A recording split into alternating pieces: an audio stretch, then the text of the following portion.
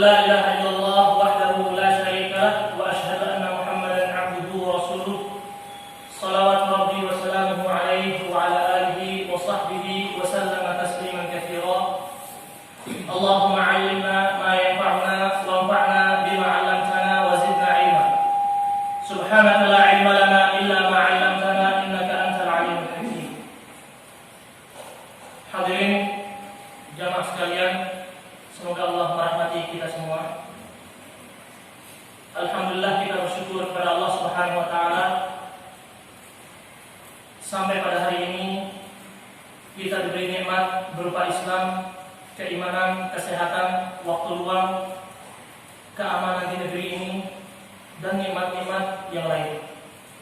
Bahkan Allah Subhanahu wa taala berfirman, "Wa in ta'uddu ni'matallahi la tuhsuha." Kalau kita mau menghitung-hitung nikmat Allah satu persatu, kita tidak akan sanggup menghitung semuanya. Para jemaah sekalian, rahimani wa rahimakumullah taala, sesuai dengan tema yang telah kita tetapkan, yaitu yang terpenting dari sekedar beramal. Yang pertama adalah, sebelum kita masuk ke poin pembahasan, bahwa pada prinsipnya kita diciptakan oleh Allah Subhanahu wa taala dengan tujuan untuk beribadah kepadanya. Ini tujuan yang sangat besar dan sangat mulia. Tujuan yang menghantarkan kita kepada surganya. Allah Subhanahu wa taala berfirman, "Wa ma khalaqtul jinna wal insa illa liya'budun." Tidaklah aku menciptakan jin dan manusia kecuali untuk beribadah kepada-Ku. Dalam tujuan penciptaan ini, tidak sah seseorang beribadah kepada Allah kecuali dia seorang mukmin. Dia beriman kepada Allah Subhanahu wa taala. Tingkat keimanan manusia itu berbeda-beda antara satu dengan yang lain. Yang membedakannya di antaranya adalah ilmu dan pemahaman yang dia miliki terhadap amalan tersebut atau agama itu. Itu yang membedakan keimanan kita. Atau bisa jadi awalnya iman kita kuat dipengaruhi oleh teman-teman atau lingkungan yang buruk. Tentu saja maksud kita lingkungan di sini tidak hanya lingkungan tempat kita bekerja atau lingkungan tempat kita tinggal. Tidak. Lingkungan yang kita maksud di sini adalah yang lebih besar pengaruhnya, yaitu lingkungan sosial media. Lingkungan sosial media. Artinya untuk mensubscribe atau memfollow sebuah akun butuh 1 detik ya. Butuh 1 detik untuk mengikuti sebuah akun. Tapi bisa jadi 1 detik yang kita klik itu mempengaruhi hidup kita menjadi baik atau malah jatuh sejatuh-jatuhnya. Itu diantara hal-hal yang mempengaruhi keimanan. Kemudian dalam tujuan penciptaan yang mulia ini, yaitu apa? Beribadah kepada Allah Subhanahu wa taala, selalu ada syaitan dan bala tentaranya yang mengganggu agar kita teralihkan dari tujuan ini. Ibadah apapun itu, pasti ada syaitan di situ yang mengalihkan pandangan kita agar tidak berjalan sesuai tujuan kita diciptakan. Bahkan bosnya syaitan, iblis alaihi la'natullah, ketika meminta kepada Allah Subhanahu wa taala agar dipanjangkan umurnya sampai hari kiamat, iblis bersumpah. Apa sumpahnya? Qala fa bi'izzatika la'ughwiyannahum ajma'in. Demi kemahaperkasaanmu wahai Rabb, aku akan menyesatkan seluruh manusia. Itu sumpahnya iblis. Sumpahnya iblis. Agar kita teralihkan dari tujuan kita diciptakan. dengan segala cara, Siapa yang terkecuali di sini? Illa ibadaka minhum al-mukhlasin. Kecuali hamba-hambamu yang ikhlas, yang mempertahankan keikhlasannya, yaitu yang terpilih, yang diberi taufik untuk selalu ikhlas. Ma'asyiral muslimin rahimani wa rahimakumullah ta'ala. Karena tema pembahasan kita adalah yang lebih penting dari sekedar beramal, maka poin pembahasannya terbagi menjadi 3. Yang pertama, sebelum beramal. Yang kedua, di saat kita beramal, melakukan amalan tersebut. Kemudian yang ketiga adalah setelah beramal. Sebelum beramal, apa yang paling penting? Di saat beramal, apa yang lebih penting dari amalan itu? Setelah dan saat, apa yang penting kita perhatikan? Jangan sampai kita sekedar beramal. Kenapa sholat? Gak enak sama tetangga. Kenapa puasa? Gak enak makan sendiri, semua orang puasa. Semua atas dasar ikut-ikutan, semua atas dasar tidak enak. Tidak tahu apa yang sebenarnya yang penting dari amalan ini. Sebelum kita beramal, apa yang penting? Saat kita beramal, apa sih yang penting? Setelah kita beramal, apa saja yang penting? Karena kenapa? Kalau kita tidak tahu 3 poin ini, maka kita tidak punya motivasi untuk beramal. Bahkan bisa jadi amalan kita hanya sekedar gerakan tubuh tanpa makna. Hanya sekedar gerakan tubuh kita tanpa arti atau tanpa ruh yang memotivasi kita untuk beramal. Ma'asyiral muslimin, hadirin dan hadirat, semoga Allah merahmati kita semua. Yang pertama adalah apa yang lebih penting dari sekedar beramal, yaitu poin pertama sebelum kita beramal. Yang pertama adalah perhatikan niat amalan. Niat menduduki posisi terpenting dalam sebuah amalan. Bahkan Allah Subhanahu wa ta'ala bisa jadi tidak melihat gerakan-gerakan tubuh kita, sedang sholat, sedang zikir, atau sedang ngapain. Tapi apa yang kita niatkan dari gerakan itu? Ada nggak orang sholat tapi pikirannya kosong, hatinya kosong? Ada nggak? Ada banyak. Ada. Makanya Allah Subhanahu wa ta'ala berfirman, qad aflahal mu'minun alladzina hum fi shalatihim khashi'un. Sungguh beruntung orang-orang yang beriman. Siapa? Yaitu orang yang khusyuk dalam salatnya. Di ayat yang lain ternyata dibalik oleh Allah Subhanahu wa ta'ala. Ayatnya dibalik, benar-benar dibalik oleh Allah. Satunya Allah mengatakan qad aflahal mu'minun, sungguh beruntung sekali orang beriman yang khusyuk dalam salatnya. Dalam ayat yang lain Allah membalikannya. Jadi posisi terbawah, fawailul lil musallin. Sungguh rugi. Satunya sungguh beruntung, satunya sungguh rugi orang yang sholat. Alladzina hum fi sholatihim sahun. Apa ayatnya?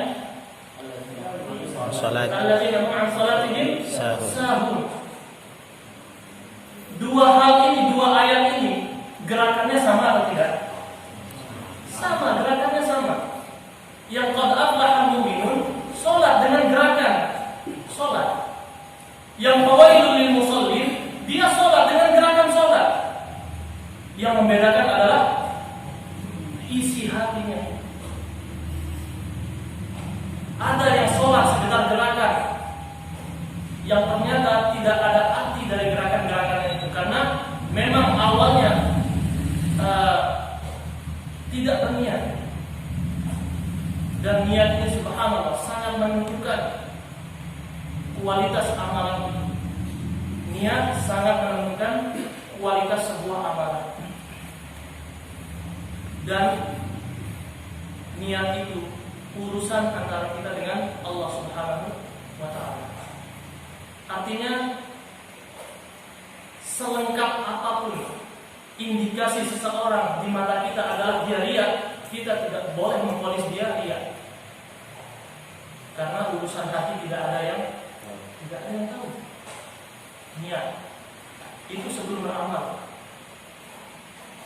Bahkan sering sebelum kita sholat kita berwudu. Seringkali kita lalai dalam niat wudu. Ini wudu anak sedang beribadah. Seringkali kita berwudu sekedar membasuh wajah, tangan dan anggota wudu, tanpa kita hadirkan bahwa kita sedang beribadah kepada Allah Subhanahu wa Ta'ala dari air ini. Saat kita memberikan istri kita atau anak kita uang jajan, seringkali kita memberikan mereka tanpa niat beribadah kepada Allah Subhanahu wa Ta'ala. Itulah yang sebenarnya membuat kita berat beribadah kepada Allah Subhanahu wa Ta'ala. Tidak hadirnya niat sebelum beribadah. Tidak hadirnya niat sebelum beribadah. Maka butuh kita niat yang benar-benar ikhlas dalam beribadah kepada Allah Subhanahu wa Ta'ala. Ada lagi, niatnya ada, tapi tidak 100% ditujukan untuk Allah Subhanahu wa Ta'ala. Ada tercampur ingin dipuji oleh orang lain. Ada tercampur ingin mendapatkan hadiah dari orang lain. Tercampur.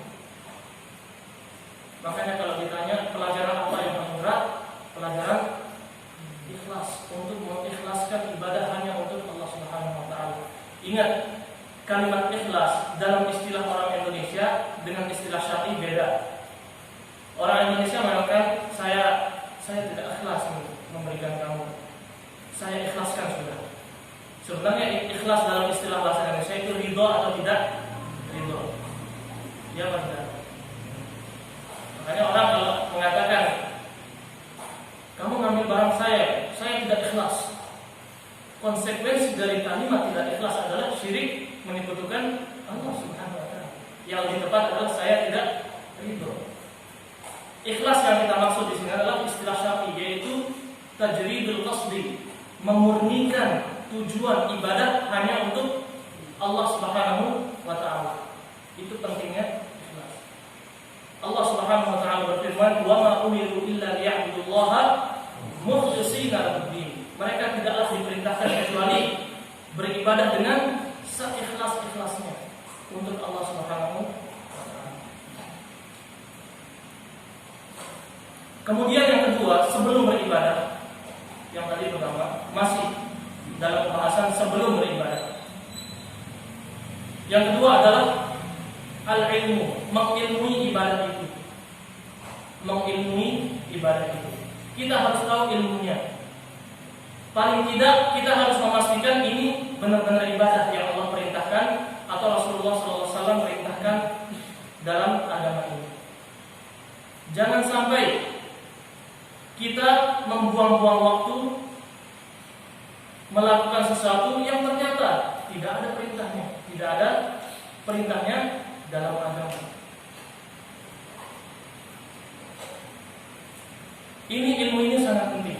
Ilmu sangat penting. Makanya Al-Imam Bukhari rahimahullah mengatakan bab al-ilmu qabla al-qawli wal amal, atau bab al-ilmi qabla al-qawli wal amal.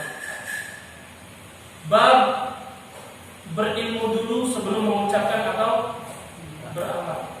Sangat bahaya kalau kita mengamalkan sesuatu kita tidak tahu ilmunya, tapi kita sekedar ikut-ikutan orang banyak. Ini bahaya sekali. Hadirin hadirat, semoga Allah merahmati kita semua. Ilmu ini selain daripada niat yang membuat kita termotivasi untuk beribadah. Kenapa kita malas beribadah? Karena kita tidak punya ilmunya. Seandainya kita tahu ilmunya, maka kita akan termotivasi untuk beribadah kepada Allah Subhanahu wa Ta'ala. Tidak usah jauh-jauh. Lebih enak mana? membaca Al-Quran paham bahasa Arab atau membaca Al-Quran tidak paham bahasa Arab? Lebih betah kita membaca Al-Quran paham bahasa Arab. Lebih nikmat mana? Kita qiyamul lail, salat malam, karena kita tahu ternyata di malam hari itu Allah mengabulkan doa-doa kita, Allah mengampuni dosa-dosa kita. Kemudian apapun yang kita minta di malam hari itu Allah akan mengabulkannya. Daripada qiyamul lail karena program sekolah, program tahajud, SMK ini misalnya, ini ada program. Kenapa salat malam itu ada program dari OSIS? Akan beda, motivasinya akan beda. Ketika kita tahu ilmu sebuah ibadah, motivasi kita untuk berdiri tegak dalam ibadah tersebut beda dengan sekedar motivasi atau ikut-ikutan program tanpa tahu ilmu. Ini pentingnya ilmu. Maka kita tidak boleh alergi dengan dalil. Banyak sekarang ketika ditanya mana dalilnya, masa nanya dalil? Sudah jelas-jelas semua orang melakukan ini. Dalil itu adalah ilmu. Ilmu adalah dalil. Kita butuh bukti. Beli madu aja kita butuh bukti ini asli atau enggak. Masa urusan agama kita enggak detail seperti itu. Kalau misalnya di jalan ada polisi yang meriksa surat-surat kita, jangan tersinggung. Polisi hanya memastikan ini motor kita dan kita berhak mengendarai motor dengan SIM atau STNK yang kita punya. Kalau kita sedang nginap di hotel sama istri, kemudian ada petugas yang menanyakan buku nikah kita, tersinggung atau tidak? Jangan tersinggung. Mereka hanya ingin memastikan kita itu suami istri atau tidak. Bukti itu dinamakan dalil. Bukti itu dinamakan dalil. Dan subhanallah, antum bisa rasakan beribadah karena kita tahu dalilnya jauh lebih menenangkan daripada beribadah kita nggak tahu apa-apa. Coba antum beli tanah tanpa ada sertifikat tanahnya, mau ada enggak? Nggak bakal mau. Siapa yang mau beli tanah tidak ada sertifikat kepemilikannya? Siapa yang mau beli motor atau mobil tidak ada BPKB atau STNK? Ini ada jual motor ke fulan, berapa? 5 juta. Mana suratnya? Motornya aja. Saya butuh bukti bahwa ini motor asli, ente yang punya, bukan curian atau yang lain. Semua butuh bukti. Subhanallah, dalam urusan dunia tidak ada bukti, urusan bisa kacau. Sekali lagi, dalam urusan dunia saja tidak ada bukti dan kejelasan, urusan bisa kacau. Bagaimana lagi dalam urusan agama ternyata tidak ada bukti, dalil. Bisa dibayangkan kacaunya, kacau. Ini sebelum beribadah. Apa tadi yang pertama yang perlu kita perhatikan sebelum beribadah? Yang pertama, niat. Niat kita harus ikhlas. Perhatikan niat. Perhatikan niat. Jangan beramal soleh. Jangan hijrah karena termotivasi dengan lawan jenis. Jangan hijrah karena ada akhwat, ada ikhwan, atau ada ustaz, atau ada bos kita. Jangan hijrah biar agar viral di media sosial. Jangan. Buat apa? Viral itu sementara, surga kekal. Jangan menikah agar viral, romantis di umbar-umbar biar viral, karena viral adalah uang. Jangan. Segala bentuk ibadah yang tidak diniatkan untuk Allah Subhanahu wa taala, maka ibadah tersebut tertolak. Ibadah tersebut tertolak. Bahkan masuk ke dalam syirik, bisa besar, bisa syirik kecil. Kemudian yang kedua yang perlu kita perhatikan sebelum beramal yaitu al-ilmu, mengilmui ibadah tersebut. Paling tidak kita memastikan bahwa ini benar-benar ibadah. yang Allah perintahkan, yang Rasulullah perintahkan. Ma'asyiral muslimin rahimani wa rahimakumullah ta'ala. Al-Imam An-Nawawi rahimahullah mengatakan, kanu yata'allamuna niyyah lil 'amal kama tata'allamuna al-'amal. Para ulama terdahulu mempelajari niat untuk beramal sebagaimana kalian mempelajari amal itu sendiri. Artinya mereka mempelajari keikhlasan, bagaimana caranya ikhlas, bagaimana caranya mempertahankan ikhlas. Mereka belajar.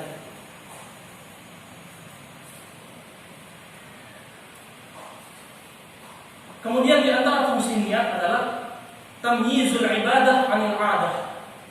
Untuk membedakan mana ibadah, mana 'adah, kebiasaan sehari-hari.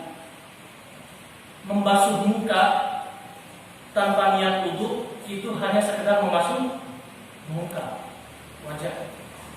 Tapi kalau kita hadirkan niat, maka itu menjadi ibadah. Menjadi ibadah. Itu di antara fungsi niat.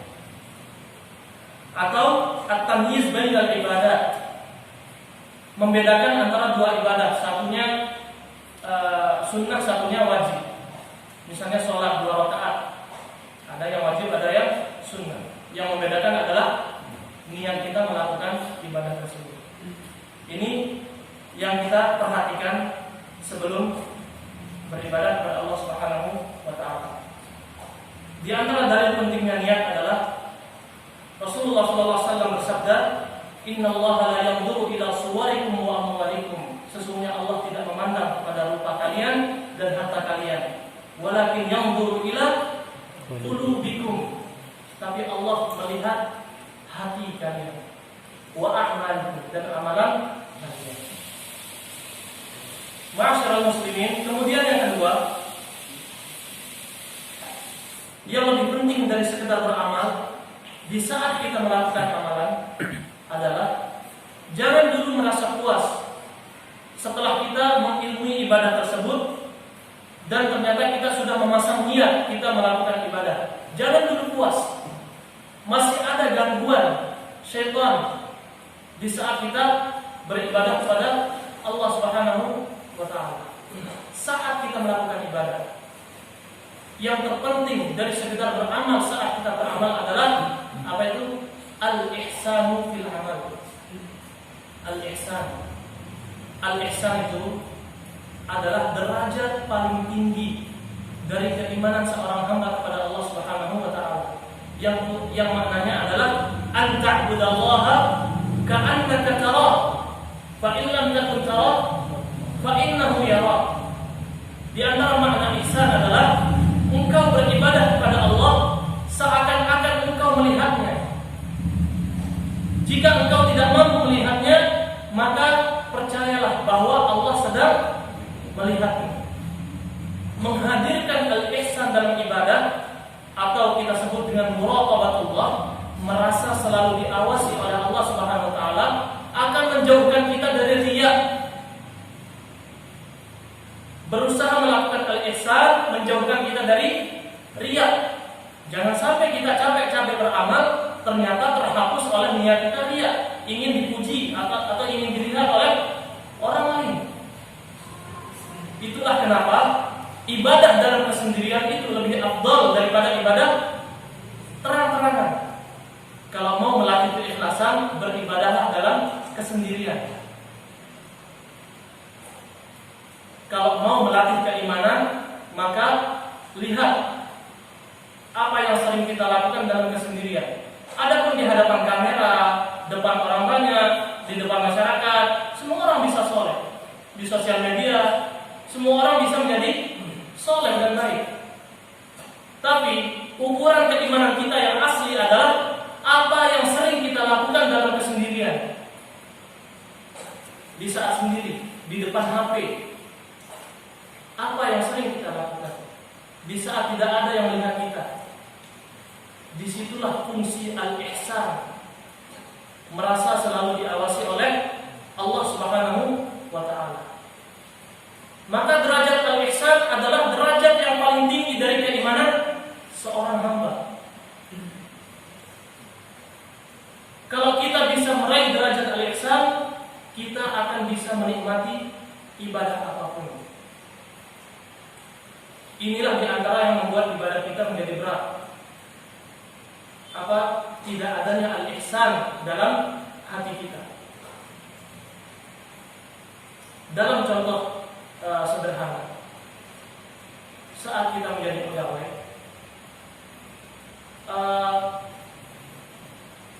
lebih giat mana di kantor ada CCTV atau tidak ada CCTV? Kita akan lebih giat bekerja ketika ada CCTV, karena merasa selalu diawasi oleh atasan. Lebih giat mana kita bekerja ketika tidak ada siapa-siapa di kantor, atau kita satu kantor dengan bos kita? Lebih giat kita kalau di depan bos. Itu dalam urusan dunia. Kita bisa setakut itu.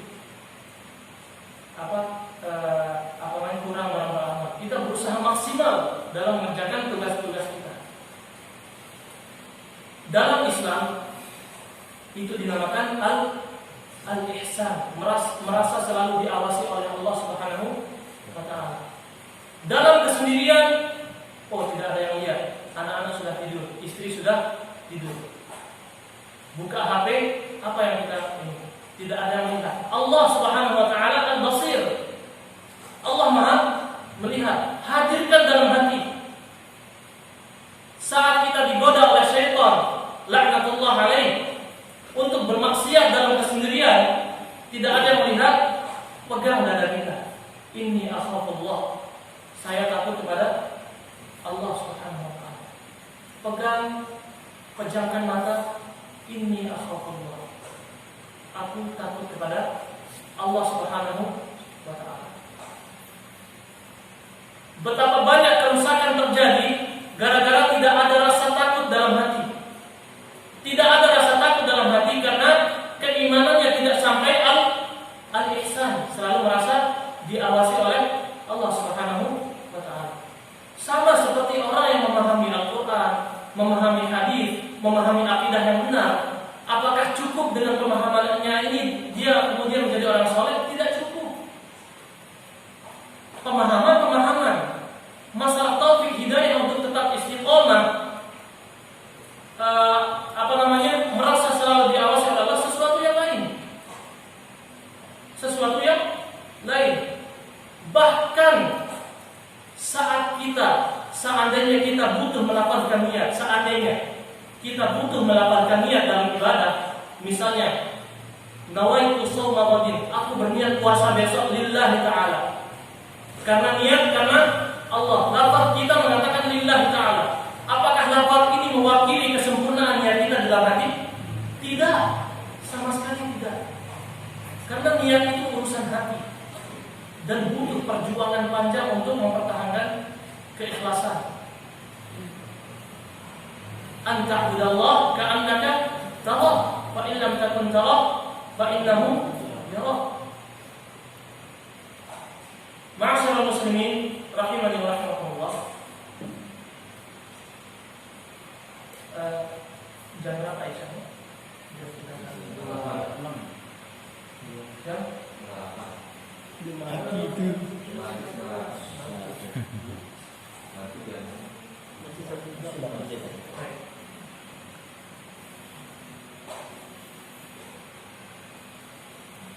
Itulah pentingnya al-ihsan dalam beramal. Sulit atau tidak? Sulit. Jadi beramal itu bukan gerakan amal itu yang sulit. Rata-rata gerakan amal itu mudah. Benar atau tidak? Ada nggak amalan yang sulit dilakukan? Ada nggak?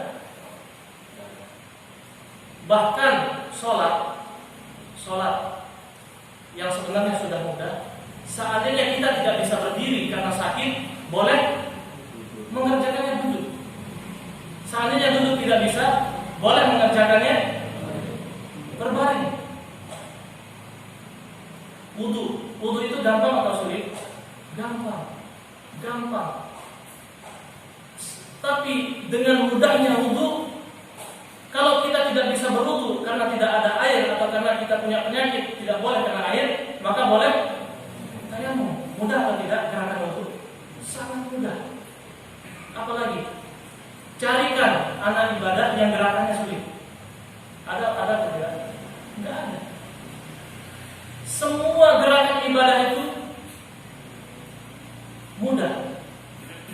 Bahkan ibadah yang paling afdal, ibadah yang paling sempurna, yang menentukan surga atau neraka kita, tidak butuh gerakan. Apa itu? Mengucapkan la ilaha illallah.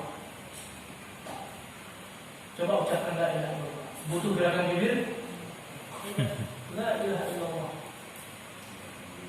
Bahkan Allah jadikan ibadah yang paling afdal, ibadah yang paling utama, yang dengan ibadah ini menentukan kita di surga atau neraka, ternyata tidak butuh gerakan. Yang sulit adalah merealisasikan ibadah itu dalam bentuk keikhlasan hanya untuk Allah Subhanahu wa ta'ala. Itulah ya ikhwah, ma'asyiral muslimin rahimani wa rahimakumullah. Jangan pernah merasa aman dengan sehatnya kondisi fisik kita. Jangan pernah merasa aman. Karena apa faedahnya sehat fisik ternyata hati kita sakit. Apa penyakit hati? Ada yang namanya kesyirikan, ada yang namanya kedengkian, iri hati, riya, sum'ah, ingin dipuji oleh orang lain. Banyak penyakit-penyakit hati. Ketika kita beribadah kepada Allah Subhanahu wa taala, jangan hanya menyempurnakan gerakan kita dalam ibadah tersebut, tapi sempurnakan ini niat. Sempurnakan niat ini. Betapa banyak orang yang setelah menyempurnakan gerakan ibadahnya, dia merasa puas. Dia merasa puas. Alhamdulillah, tadi sudah saya lakukan semua ibadah. Gerakannya sudah saya lakukan tanpa memperhatikan sedikit pun kualitas keikhlasannya kepada Allah Subhanahu wa taala. Tadi saya sholat kira-kira untuk siapa? Ada calon mertua, atau ada takmir masjid, atau ada ustadznya, atau ada bos, ada yang ingin orang itu memuji kita. Perhatikan itu juga kesempurnaan niat kita. Ma'asyiral muslimin rahimani wa rahimakumullah. Dalam masalah al-ihsan juga kita perlu mengetahui bahwa al-ihsan erat kaitannya dengan al-ilmu. Al-ilmu, mengilmui ihsan itu sendiri. Artinya jangan hanya kita melakukan sebuah ibadah karena termotivasi dengan pahala ibadah itu. Kita harus juga tahu azab apa, hukuman apa yang akan kita peroleh ketika kita tidak ikhlas beribadah kepada Allah Subhanahu wa taala. Sebagaimana yang dikatakan oleh Sahal bin Abdullah At-Tasturi, "Laisa kullu man 'amila bi ta'atillah shara habiballah." Tidak semua orang yang melakukan ketaatan otomatis menjadi kekasih Allah. Walakin man ijtanaba ma nahallahu anhu shara habiballah. Akan tetapi orang yang mampu menghindari apa yang menjadi larangan Allah, dialah yang akan menjadi kekasih Allah. Karena sejujurnya ya Allah, menghindari larangan Allah lebih sulit daripada melakukan ketaatan. Lebih sulit. Karena kadang-kadang urusannya dengan hati yang kita kadang-kadang tidak bisa mengendalikan. Walakin man ijtanaba ma nahallahu anhu shara habiballah. Wala yajtanibul athama illa siddiqun muqarrab. Tidak akan mampu orang menjauhi larangan Allah kecuali dia yang jujur dalam keimanannya. Wa amma a'malul bir fa ya'maluha al-barru wal fajir. Adapun amal ketaatan dilakukan juga oleh orang-orang yang fasik. Seperti yang pernah kita contohkan, orang-orang munafik sholat atau tidak? Sholat. Sahabat sholat. Orang-orang munafik berperang atau tidak? Berjihad. Berjihad. Para sahabat juga berjihad. Gerakan ibadah mereka sama. Tapi yang membedakan adalah itulah perlu ilmu. Dalam melakukan al-ihsan kita juga butuh al-ilmu. Kita terus belajar bermajelis ilmu agar kita mendapatkan taufik hidayah dari Allah Subhanahu wa taala. Karena ternyata hidayah itu tidak bisa kita dapatkan dengan kecerdasan seperti yang pernah kita bahas. Taufik tidak bisa kita dapatkan dengan kecerdasan, tapi dengan berusaha taat kepada Allah, meminta hidayah. Itulah kenapa pentingnya kita khusyuk dalam membaca ihdinas siratal mustaqim. Jangan hanya lewat. Ihdinas siratal mustaqim. Lewat aja. Gerakan bibir tanpa makna. Gerakan bibir tanpa menghadirkan niat bahwa kita butuh doa ini. Ihdinas siratal mustaqim. Karena kita kalau tidak mendapatkan hidayah, kita tidak mendapatkan taufik, sulit untuk memahami bahwa sesuatu itu sangat berharga. Sulit. Contoh paling real. Contoh. Kalau ada di tangan kanan anak emas, di tangan kiri ada rumput, antum pilih mana? Karena antum berilmu, tahu bahwa emas ini lebih berharga daripada rumput. Kalau dua pilihan ini anak perlihatkan kepada kambing, seekor kambing, kambing itu pilih rumput atau emas? Kenapa pilih rumput? Karena batas keilmuan kambing bahwa rumputlah yang paling berharga dalam hidupnya. Seandainya dia tahu, dia berilmu bahwa emas lebih berharga daripada rumput, dia akan memilih emas dan membeli rumput sebanyak-banyaknya. Sulit menjaga cara pandang kita tanpa ilmu, sulit. Menganggap ibadah itu penting dan berharga itu sulit tanpa ilmu. Bahkan bisa jadi kita menganggap ibadah-ibadah itu adalah beban. Dan ini terjadi pada orang-orang munafik. Wa idza qamu ila sholati qamu kusala. Jika mereka berdiri untuk sholat, dipanggil untuk sholat, mereka berdiri dalam kondisi malas-malasan. Karena apa? Ilmu, hidayah, taufik, cara pandang terhadap agama ini. Di kepala mereka, dunia itu adalah segala-galanya. Itulah kita pentingnya berilmu terhadap agama ini, terhadap sebuah ibadah. Agar kita melakukan ibadah itu tidak sekedarnya beribadah hanya gerakan, tapi benar-benar kita ingin balasan ibadah itu, dan kita tidak ingin hukuman kalau kita tidak melakukan ibadah tersebut.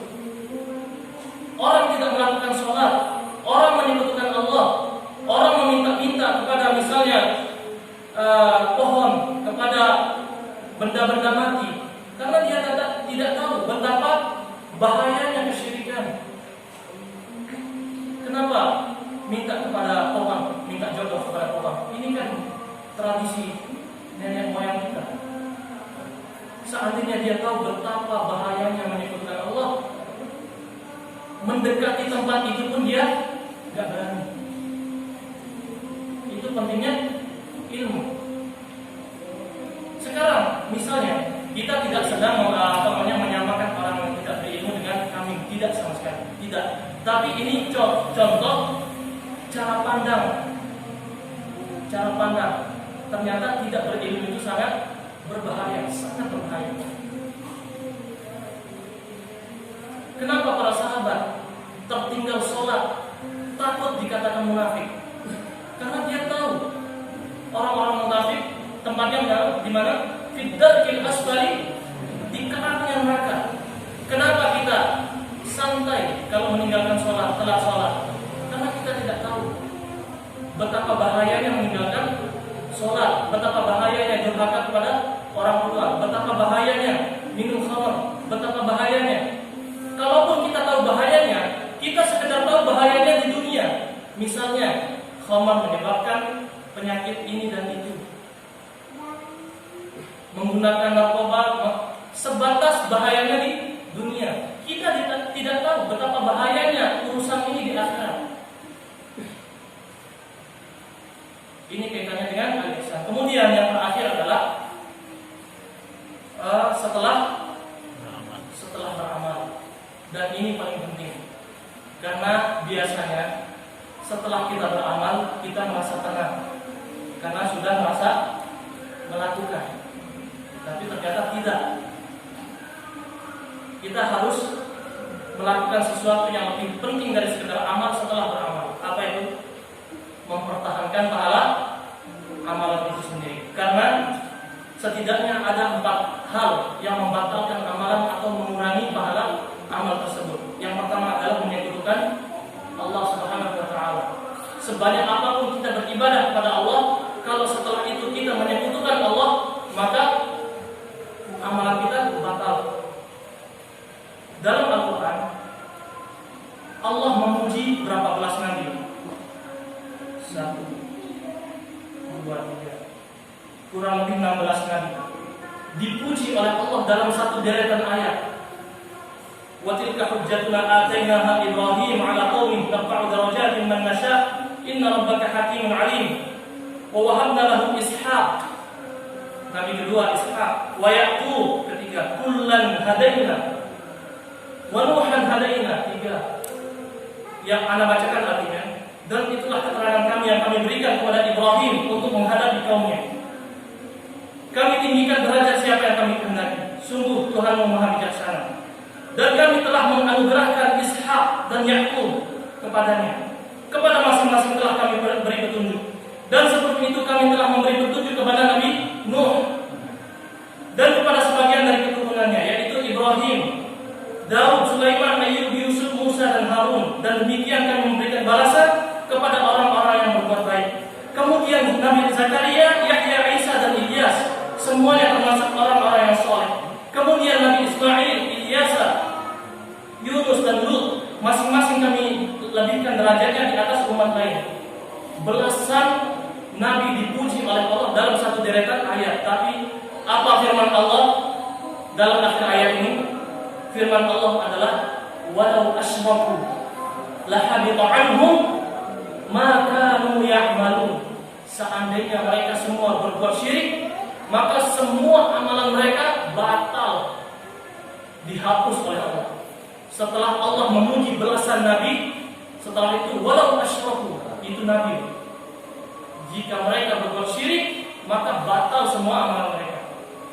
Kemudian yang kedua adalah yang perlu kita hindari, menyakiti kaum muslimin, menzalimi kaum muslimin. Dari Abu Hurairah radhiyallahu anhu, Rasulullah sallallahu alaihi wasallam bersabda, "Atadruna manil muflis?" Tidak ada dua. Lanjut ya. Kita lanjut. Ya, satu pembahasan ada dua. Baik, azan.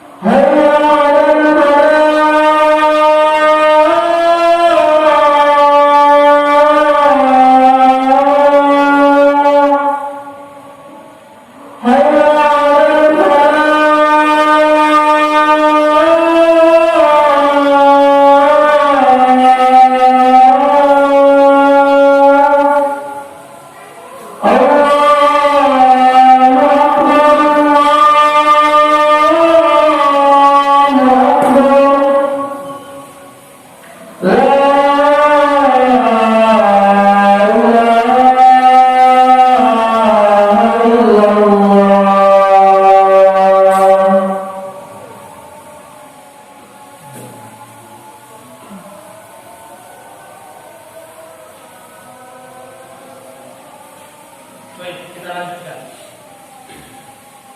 Di antara hal yang harus kita lakukan setelah beramal adalah mempertahankan amal perbuatan, karena amal perbuatan pahalanya bisa terhapus. Yang pertama adalah menghindari syirik, menyekutukan Allah Subhanahu wa taala. Kemudian yang kedua, yang dapat membatalkan amalan atau menguranginya minimal adalah menzalimi kaum muslimin. Dari Abu Hurairah radhiyallahu anhu, Rasulullah sallallahu alaihi wasallam bersabda, "Atadruna manil muflis?" Apakah kalian tahu siapa orang yang bangkrut itu? Para sahabat menjawab, "Al-muflisu fina man la dirham lahu wa la mata." Bangkrut menurut kami adalah orang yang tidak punya uang dan tidak punya harta benda. Kemudian Rasulullah sallallahu alaihi wasallam bersabda, "Innal muflis min ummati man ya'ti yawmal qiyamati bi salatin wa siyamin wa zakatin wa ya'ti wa qad shatama hadha wa qadafa hadha wa akala mala hadha wa safaka dama hadha wa daraba hadha fa yuqta hadha min hasanatihi wa hadha min hasanatihi fa in funiyat hasanatuhu qabla an yuqda ma alayhi ukhidha min khatayahum fa turihat alayhi thumma turihat fin nar." Apakah kalian tahu siapa orang bangkrut? Mereka menjawab, menurut kami orang yang tidak punya uang dan harta benda dialah yang bangkrut.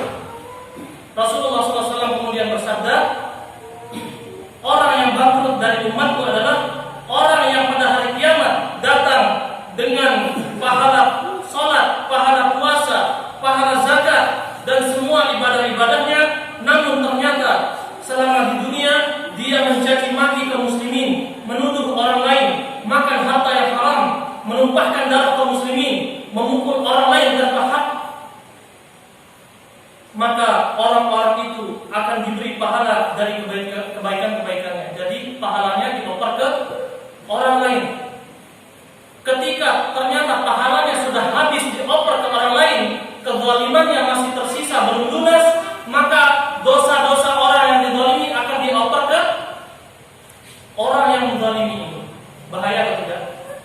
Ini yang perlu kita perhatikan setelah beramal saleh. Jangan sampai setelah beramal kita menuduh orang lain. Setelah ngaji kita lihat orang nganggur, anak ngaji tadi dia nganggur, anak lebih baik daripada. Dalam satu kamar 3 orang, anak tahajud nih, mereka berdua tidur. Ternyata pas sholat subuh mereka khusyuk, kita nggak khusyuk karena sholat tahajud dari jam 12 malam sampai pagi. Yang sunnah dikhusyukkan, yang wajib ngantuk. Jangan, hati-hati. Ini menzalimi kaum muslimin, baik dengan lisan maupun sikap kita. Kemudian hal yang harus kita hindari agar pahala amal kita tidak terhapus setelah beramal adalah bermaksiat dalam kesendirian. Bahaya, bermaksiat dalam kesendirian.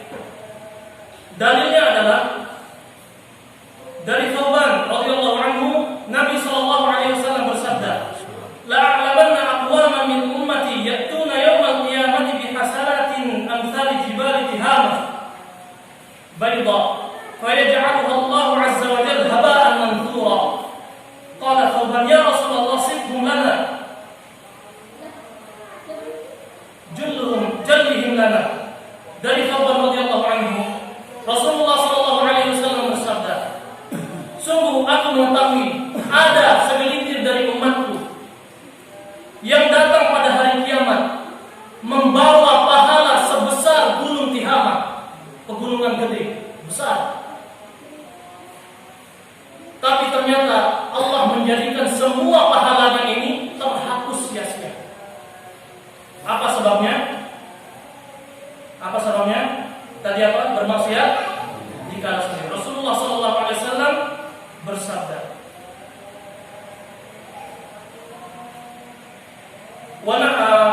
"Ama innahum ikhwanukum." Mereka adalah saudara-saudara kalian. "Wa min jildatikum." Mereka dari kulit kalian. "Wa ya'khuduna min al-lail kama ta'khudun." Mereka juga salat malam seperti kalian salat malam. "Walakinnahum aqwamun idza khalau bi maharimillah intahakuha." Tapi mereka adalah kaum yang ketika mereka menyendiri, mereka melanggar batasan-batasan Allah Subhanahu wa wa ta'ala. Ini poin ketiga yang dapat menghapus atau minimal mengurangi pahala amalan kita. Kemudian yang terakhir adalah menyebut-nyebut sedekah setelah bersedekah kepada orang lain. Allah Subhanahu wa taala berfirman, "Ya ayyuhalladzina amanu la tubtilu shadaqatikum bil manni wal adha." Jangan batalkan pahala sedekah kalian dengan menyakiti orang yang kita beri sedekah dengan menyebut-nyebutnya. Dan saya ingatkan, kalau memang sedekah itu sifatnya pribadi, tidak perlu diposting di sosial media. Kita memberikan orang ada spanduk atau apa, tulisan terima kasih fulan bin fulan atas bantuan donasinya. Ya ikhwah, coba antum memposisikan diri sebagai orang yang diberi sedekah, kemudian diviralkan di sosial media bahwa antum sedang menerima sedekah. Gimana rasanya? Sakit ya. Seandainya pun antum tidak sakit hati, bagaimana perasaan keluarga antum? Orang tua antum yang melihat ternyata antum viral menerima sedekah donasi, akan nangis satu keluarga. Boleh, misalnya sekedar dokumentasi boleh. Kalau itu permintaan dari yayasan, majmu'ah, yayasan. Tapi kalau memang itu sedekah pribadi kita, jangan pernah, jangan, hati-hati. La tubtilu shadaqatikum bil manni wal adha. Jangan sampai kita sudah bersedekah miliaran rupiah, ternyata semuanya ada di Facebook. Terima kasih fulan atas donasinya, atas sedekah kalian kami bisa sembuh. Subhanallah. Hati-hati. Hati-hati. Ini 4 poin yang harus kita hindari setelah beramal saleh. Apa saja tadi 4 poin ini? Yang pertama, syirik, menyekutukan Allah Subhanahu wa taala. Kemudian yang kedua, menzalimi kaum muslimin. Yang ketiga, bermaksiat dikala sendiri. Kemudian yang keempat, menyebut-nyebut sedekah setelah bersedekah. Jadi 3 poin ini pembahasan kita. Yang lebih penting dari sekedar beramal yaitu niat dan ilmu sebelum beramal. Saat kita beramal, al-ihsan, merasa diawasi oleh Allah. Setelah beramal, menghindari 4 hal yang menyebabkan pahala kita terhapus.